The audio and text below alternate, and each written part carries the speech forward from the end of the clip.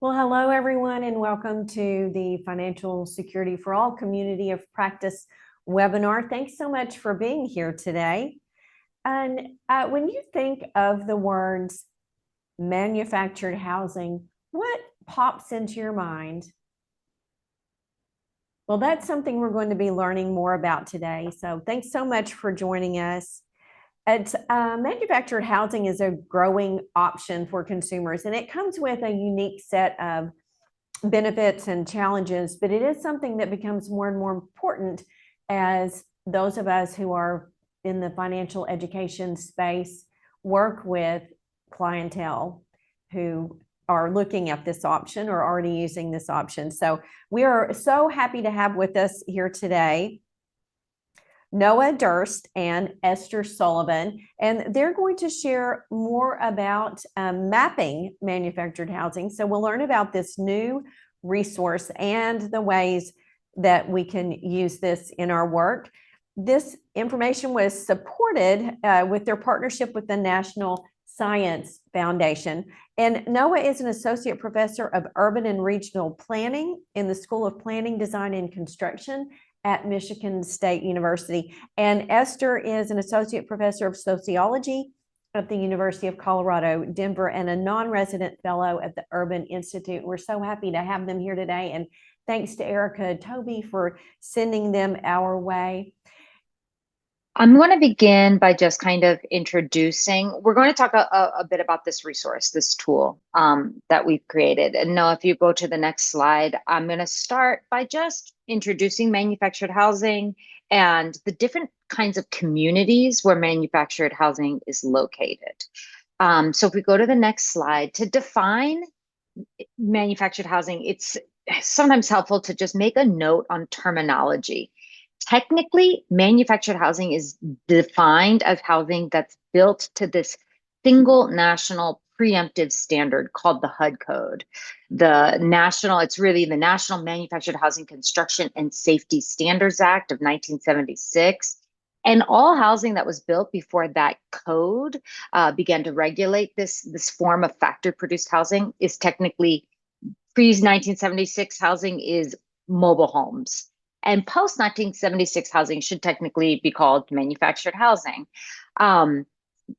We hear these terms used interchangeably. We also hear these homes called trailers.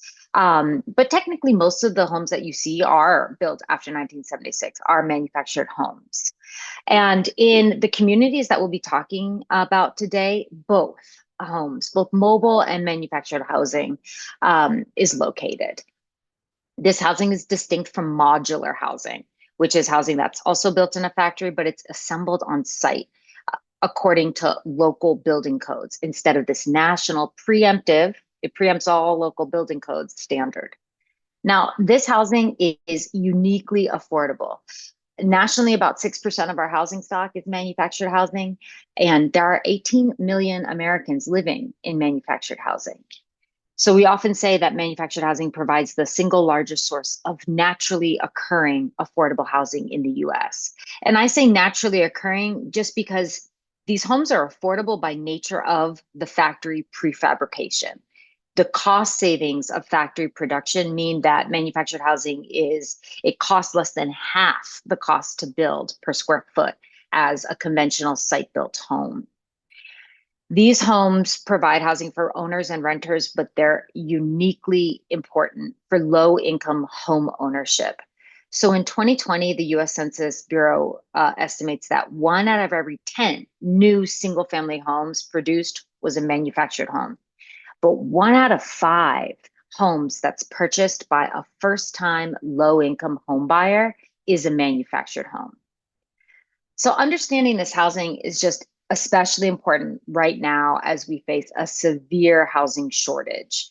Analysts at Freddie Mac estimate that the country needs 3.7 additional housing units right now to meet current demand, and then millions more in the coming decade to keep pace with population growth and replacing the aging housing stock. So, manufactured housing with this streamlined national preemptive standards for construction, with this much lower construction costs, and also with much faster factory production methods, could be a major solution to our affordable housing crisis. On that last note, the faster factory production methods, let me just note that the US Census estimates that it takes 30 days to manufacture and install a manufactured home, compared with 320 days for the average site built, stick built home. So, this housing really could be a major solution to our nation's housing crisis. But where these homes are located is important. And that's the topic of the conversation that we want to have with you today. Manufactured homes can be placed on private lots that the homeowner also owns or the resident also owns. But they are also often placed in manufactured home communities or in what we call informal subdivisions, which we're going to talk about more. The distinction between these communities is really land tenure. So, in all of these communities, and manufactured housing across the board is primarily owner occupied. Um, but in manufactured home communities, these are also called trailer parks, mobile home parks. Residents primarily rent the lot where they place a home that they own. In informal subdivisions, which we'll talk about more, and Noah's going to show you a couple pictures, these are communities where people also utilize manufactured housing, but they place it on a lot that they do own. However, the way they purchase that lot is sometimes through risky financing, and there's a couple other characteristics that really distinguish these community types. Overall, we estimate that about 30% of manufactured homes are located in an informal subdivision, and 40% are located in a manufactured home community. And these land tenures, these community types, they have profound implications for things like residents' property rights and their housing security. Also, the forms of financing they can get, and thus, how they can build home equity, how they can build household wealth. And that even impacts things like their exposure to and recovery from disasters. Yet we have very little systematic data on where these communities, informal subdivisions and manufactured housing communities, are located.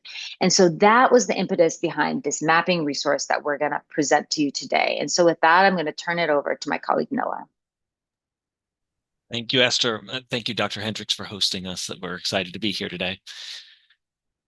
Okay, Esther gave us a great overview. I'm going to dive in a little bit more and try to provide a bit more nuance and talk through variation in the types of communities that we have been trying to map, and then also tell you a bit about how we map them. I'll try to keep it as non-technical as possible, with also providing you a sense of the scope challenge that we had to undertake.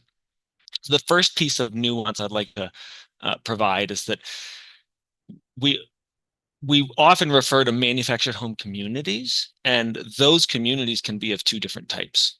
There are manufactured home parks and there are manufactured home subdivisions. There's very little attention in the academic and policy literature on the subdivision component. And I'm showing an example on the screen here. On the left-hand side, outlined in blue, you can see a manufactured home park. All of these housing units, there's about 100 or so, are located on one lot. And that lot is a park owned and operated by a landlord.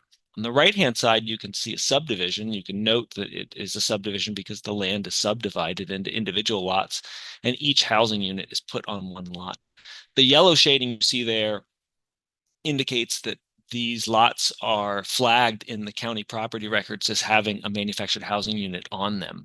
So this is what I think is reasonably called a manufactured home subdivision. It's predominantly home to manufactured homes, but it's very difficult to tell the difference and distinguish between the two just by looking at them visually. You have to look at parcel records, property records, to see what the land tenure is. You can also see two black push pins, one at the top in the blue and one in the middle in the yellow. These are push pins from the Homeland Infrastructure Foundation level data set that is developed and managed by FEMA. And one thing to note here is that both of these communities are included in that data set, and they're labeled in that data set as parks. And that's what's one challenge, is that some of the parks that exist in our national registries that I'll talk about in a few minutes are in fact not parks, they're subdivisions. And that changes the tenure relationship, as Esther mentioned, and therefore financial and tenure risk or security that residents have or face. Second piece of nuance I would like to provide is just what the concept of an informal subdivision means, or how I or we use that term. On the left-hand side of the image here, you see a formal subdivision that's developed under zoning regulation and subdivision regulations, and typically relies on third-party mortgages to facilitate the transfer of the property. On the right-hand side, you see an informal subdivision, or what Peter Ward, my PhD chair, called an informal homestead subdivision. And these are residential subdivisions that have been subdivided and sold off, but where manufactured housing is often common, self-building of the home is common, and where zoning and other regulations are relatively weak that facilitate a wide variety of housing types and housing construction processes. You can see on the image here that manufactured housing units are also common in these neighborhoods, and this is where a large share of the manufactured homes in the country are located, as we'll show in a bit. So just to expand a little bit more on what Esther said about affordability, in a paper from 5 or 6 years ago, Esther and I sought to identify informal subdivision, mobile home parks or manufactured home parks nationwide to get a sense of how widespread they were and what the level of affordability is. We measured affordability in a few different ways, as you can see on the plots here.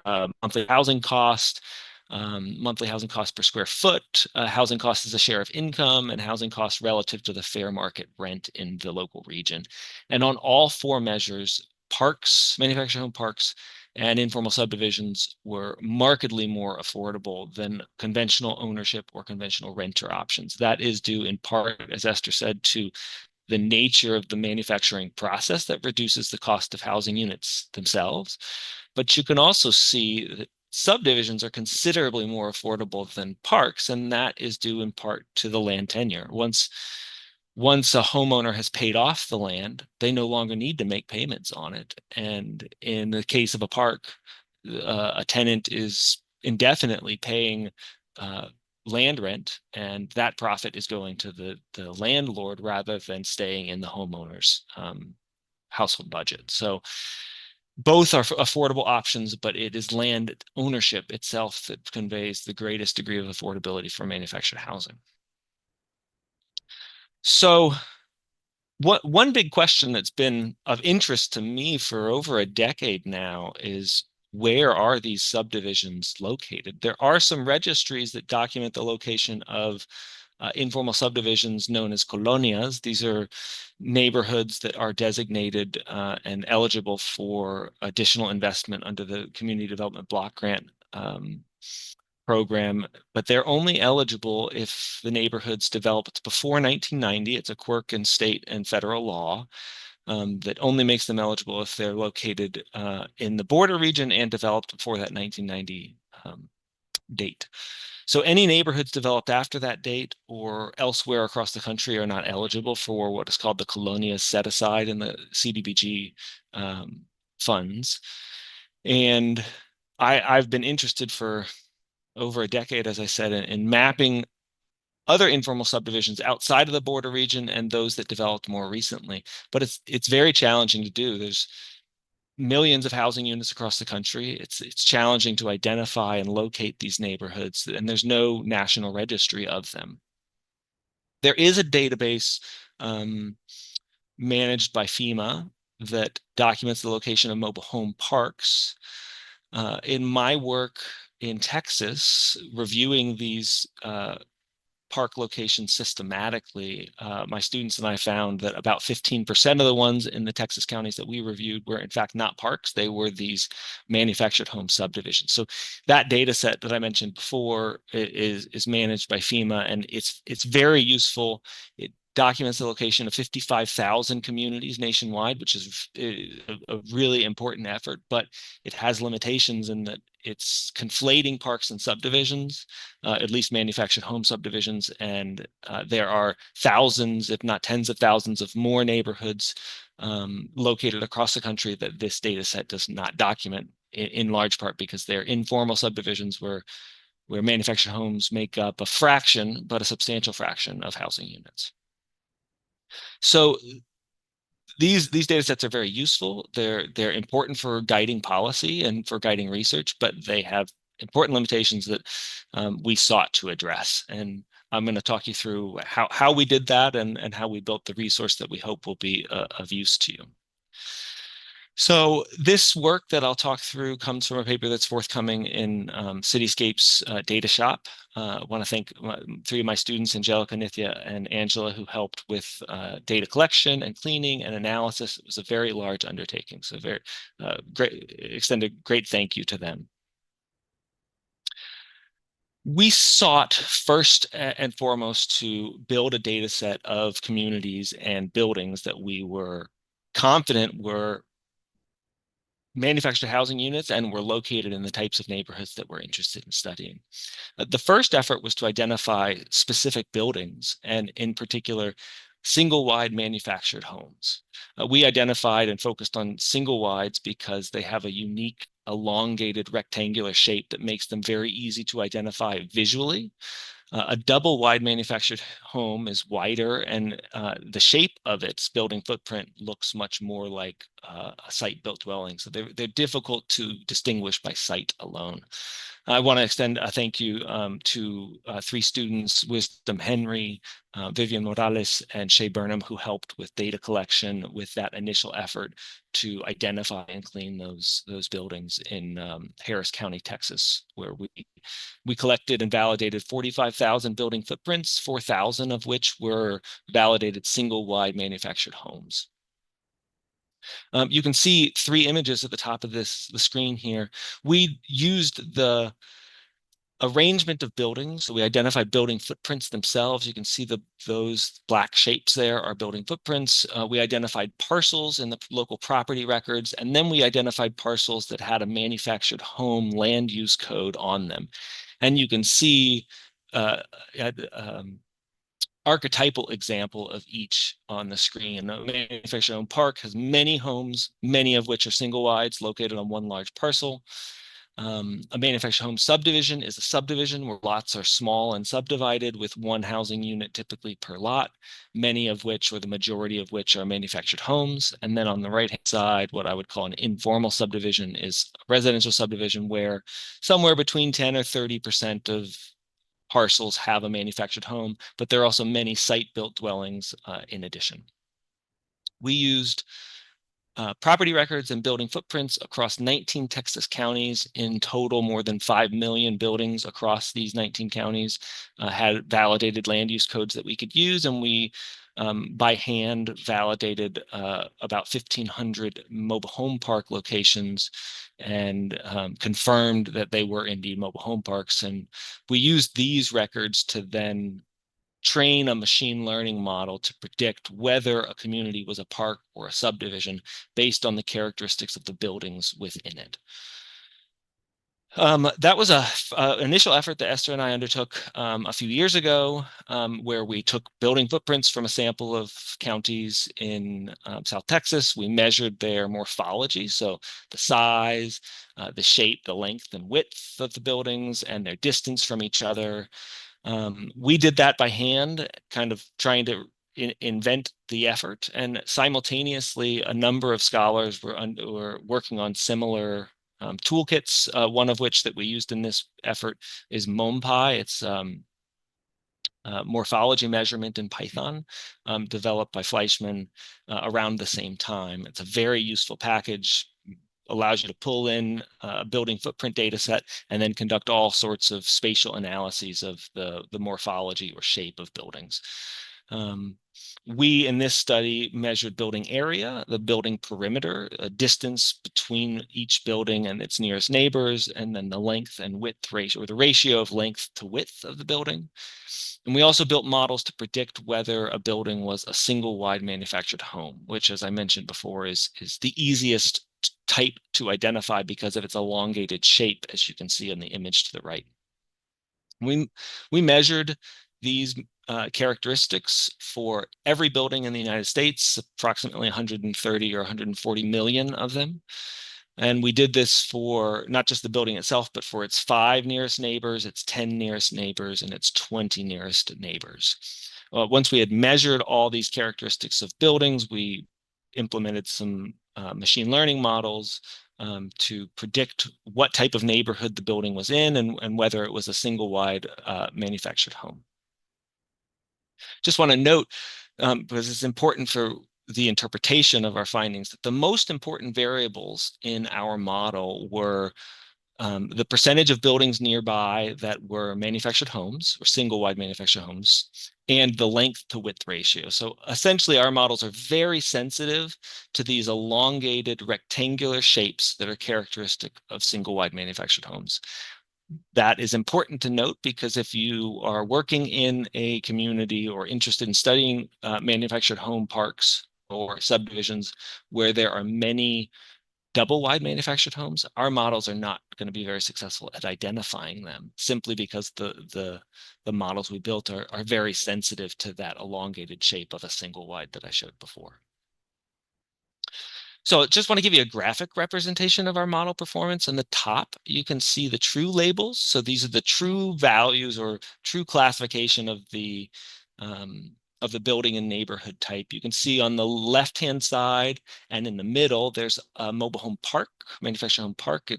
The building footprints are solid black. You've got one on the left hand and one small one in the middle. There is an informal or manufactured home subdivision shown with black outlines and hollow insides. And then on the right-hand side, you see a formal subdivision with no manufactured housing. The bottom image shows the predictions from our model. You can see it's done really well in identifying the park on the left and the park in the middle. And it's done a really good job of identifying the formal subdivision on the right-hand side. There are very few, if any, classification errors in those neighborhoods. Where we have lots of classification errors are in the informal subdivision or manufactured home subdivision in the center of the image. Essentially, these buildings have been mistakenly classified as being located in a park when they are in fact located in a residential subdivision. That's one major limitation of our model, is that we don't have nationally, we do not have parcel records. And so in order to validate or verify whether this is a park or a subdivision, in many cases, you would need to overlay our estimates or overlay building footprints with property records to see, is the land tenure divided or not at the parcel level or the building level. Very briefly, just want to discuss model performance for any of you who have some familiarity with machine learning. We observe accuracy rates of 99% in the case of manufactured home parks and 95% in the case of informal or manufactured home subdivisions. We tested that nationally and across the border region against the Department of Homeland Security and FEMA site for manufactured home parks, and against the Texas and HUD colonia designations, and had slightly lower performance, but still relatively high rates of accuracy for our predictions nationwide or across that border region. So now we can get to the real interesting results. What this work allows us to do for the first time is to map the locations of these different tenure arrangements for manufactured housing, and to do it at a very fine spatial scale. Here I'm showing the maps at the county level, and I'm going to walk through each map individually and discuss what it tells us and what we might take away from it. But I wanted to emphasize here that prior work to identify these communities was exceedingly labor intensive. There have been a handful of efforts to do that. undertook one effort about a decade ago to document the location of parks and subdivisions with manufactured housing nationwide. And it requires, in many cases, manual review of satellite imagery and property records. And that's time intensive. It takes a lot of time to identify and validate those records, hundreds of hours. And it's simply challenging, and doing it at a fine spatial scale is not particularly viable at the national level. So this is the first effort and the first ability to identify manufactured homes in parks or subdivisions nationwide, and to do that at the county level. And later I'll show you some examples at the block group or neighborhood level.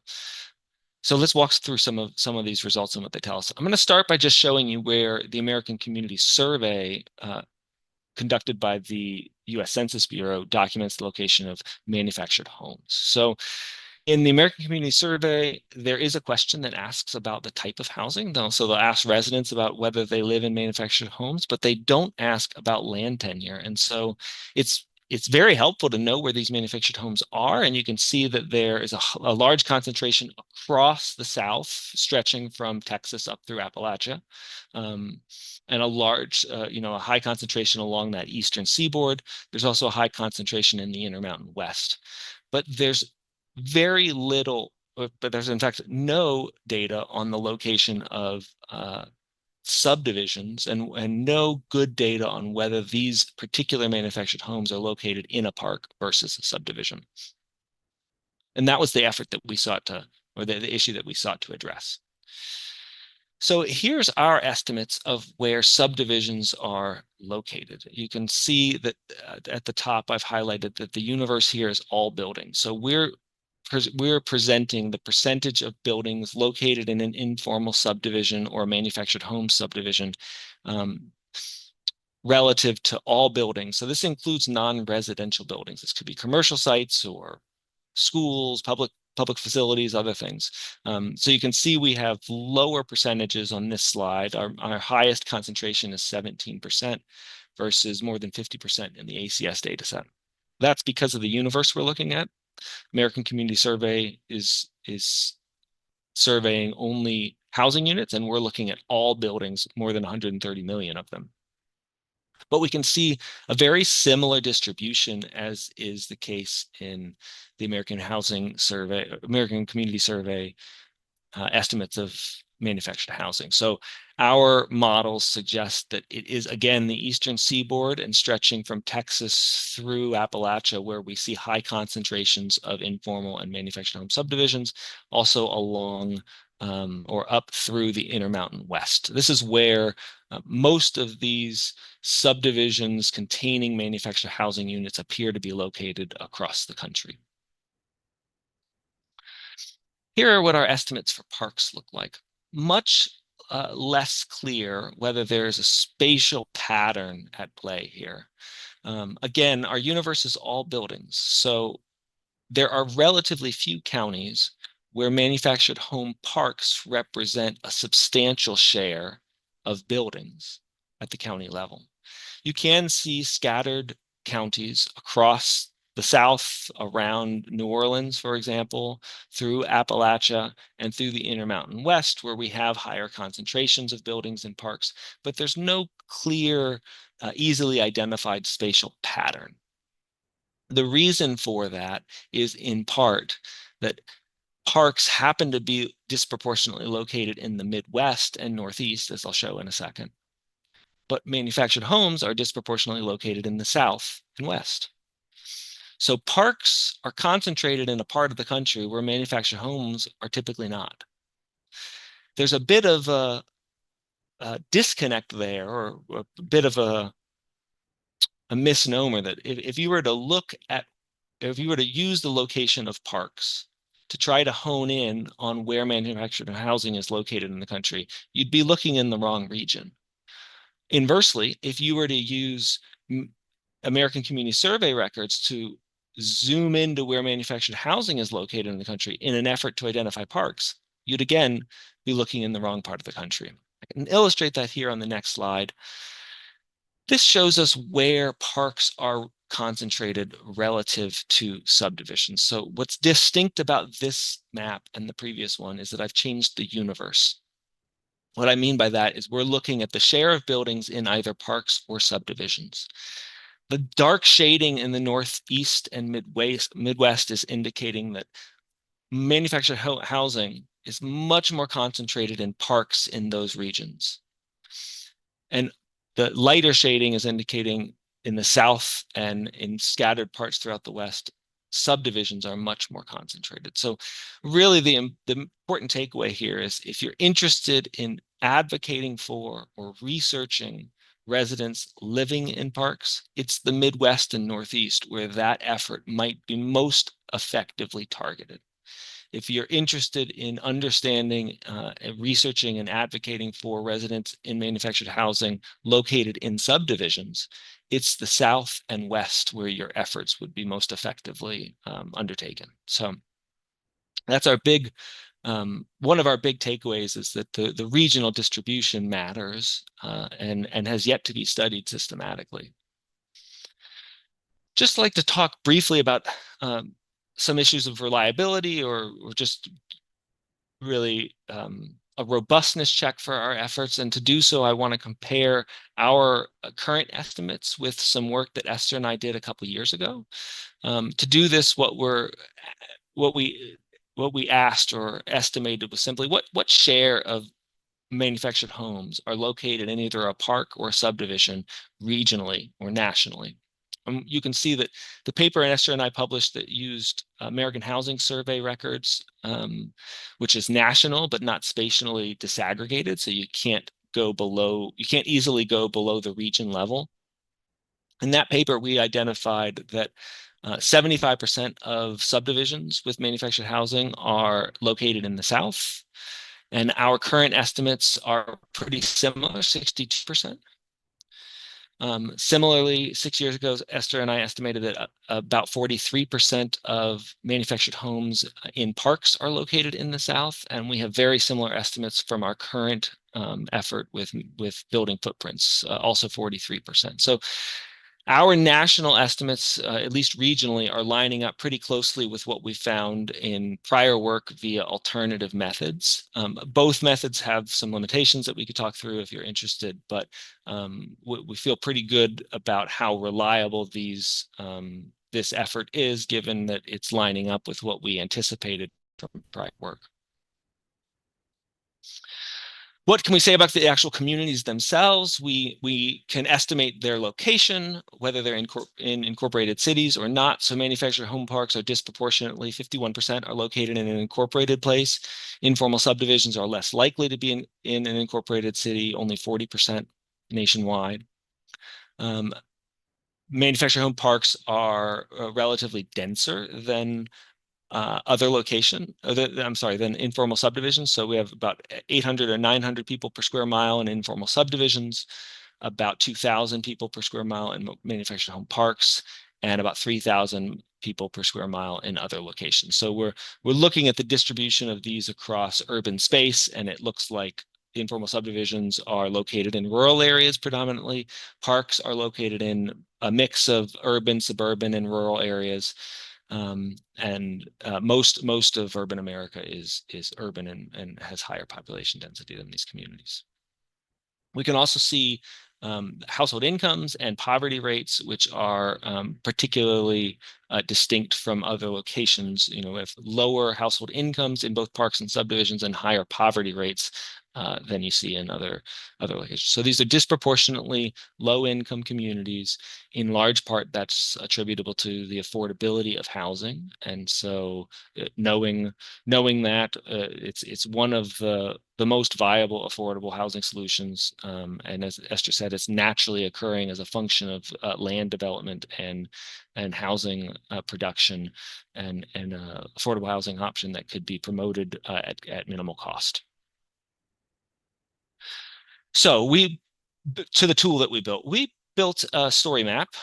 It's a website with some interactive mapping capability that allows you to zoom in, map the location of these communities at both the county and census block group levels. You can interact with the maps, just zoom in and out, click on the polygons of interest, as I'll show you on the next slide, and view some of the records and the results. But the most useful way to use these data would be to actually download them and to analyze them yourself if you're comfortable and familiar with that. These data have all been deposited on a open source free repository where you can download and access the data, use them for your own analyses if you'd like. So on this map that you're seeing here, I'm showing the location of the subdivisions that we identified. You can do the same thing at the block group level. So I've zoomed into the Texas and New Orleans coastal region here, zoomed in and clicked on a particular block group or neighborhood, and you can see the subdivision count. There are an estimated 117 buildings located in an informal or manufactured home subdivision in that specific census block group. So if you zoom in even further on the map on our tool, you'll actually get to see satellite imagery, and you can visually identify where these communities are. It would be helpful and highly recommended if you're interested in using this tool to actually identify parcel records for the county that you're interested in studying. It's difficult, if not impossible, to have certainty in whether the community you're studying is a park or subdivision without looking at the parcel records themselves, simply because the distinction between a manufactured home park and manufactured home subdivision is it's hard to make that distinction visually alone. You need to look at property records themselves. We should have put I don't know if the link was sent, but we should have put a link to the website in the chat. So you're welcome to click on it and peruse it. There's some explanation of how we built it and some background context on the topic. And then if you scroll all the way to the bottom, there's some additional discussions on the website of some takeaways and how you might think about using it. Over the next 2 months or so, we'll add to the website, add some additional how-to and information for those of you who want to use it a little bit more intensively. But for now, we hope it's useful in guiding any outreach effort you have or research effort or advocacy that you might be doing related to manufactured housing. I'll turn it back over to Esther now to wrap us up. Yeah, thank you so much. So we want to hear from you about what you think, how you think this resource could be used in your advocacy, outreach, research efforts. But we thought of a few ways or a few questions that this could kind of inform in policy and research. These manufactured housing has it has a long history of exclusion in planning and zoning regulations. And that's what's resulted in part in these high levels of segregation that we see between manufactured housing and conventional housing, whether that's multifamily or single family. And it's also partly responsible for this concentration of manufactured housing into manufactured housing communities or manufactured and informal subdivisions. So a question here is simply, what are some other spatial implications of this regulatory exclusion using the tool to understand the more precise location of these communities? Another question is, manufactured housing, as we just said, is marginalized, but it's also, as a result of that spatial marginalization, it's highly exposed to the impact of of disasters and hazards. So we know from comparing just total counts of manufactured housing in high exposure census tracts compared to lower exposure census tracts, or looking at different housing types in the highest exposure census tracts, that manufactured housing is more exposed to things like the impacts of floods, hurricanes, wildfires, tornadoes. But using this tool, we think a question is, how does the location and concentration of these unique community types structure this exposure and thereby structure recovery and resilience efforts? We also thought about the role of manufactured housing in regional housing stocks.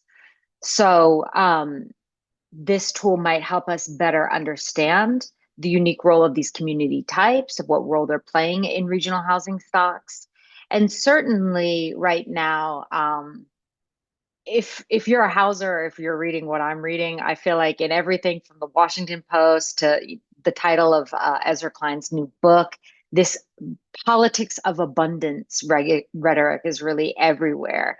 And people in housing are thinking about how we need to remove barriers to producing more housing. And through a politics of abundance, this is going to solve a host of socio-political woes.